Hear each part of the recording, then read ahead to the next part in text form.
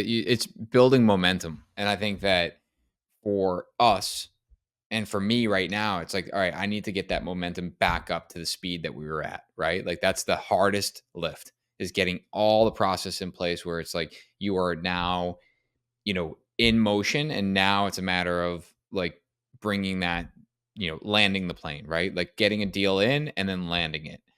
And you know, I've talked about this before, but I think that a lot of the conversations I have when I'm talking one on one with you guys is, how do I network with architects or builders? I mean, I'm sorry, architects or designers or real estate agents. Like, how do I get in touch with them? I shared, I think it's not on our website. We should get it up there, but there is, I share on my story pretty often. I have a template for when I reach out to a new architect that I want to, connect with, and it's an email template on how I'm introducing myself and essentially landing that first meeting.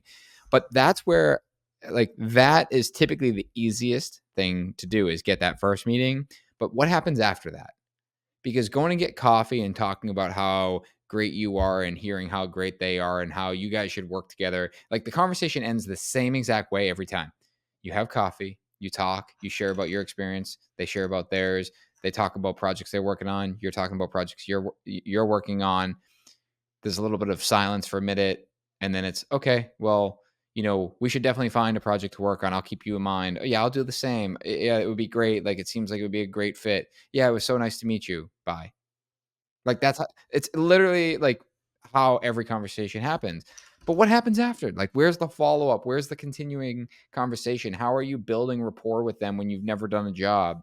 And that template shares a lot of that, and we get more specific with it in obviously the full course and the full conversation. And we could talk about this on the Q&A this week.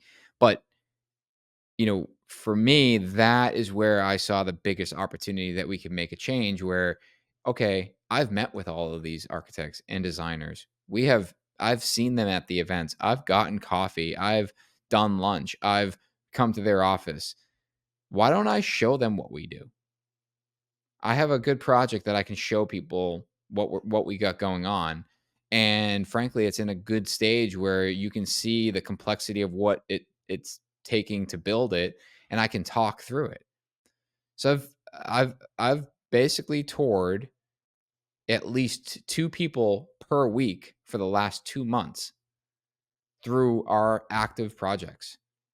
And these are architects and designers. Some are even other developers, or people within the industry that I feel as though would be a mutually beneficial.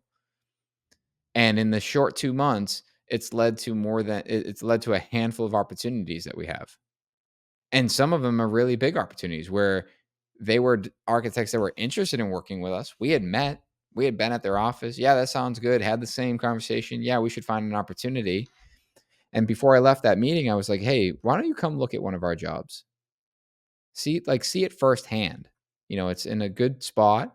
And they toured the job, and I'll never forget. We walked out to the driveway. We're sitting there, and he took a deep breath and he goes, "Thanks for doing this.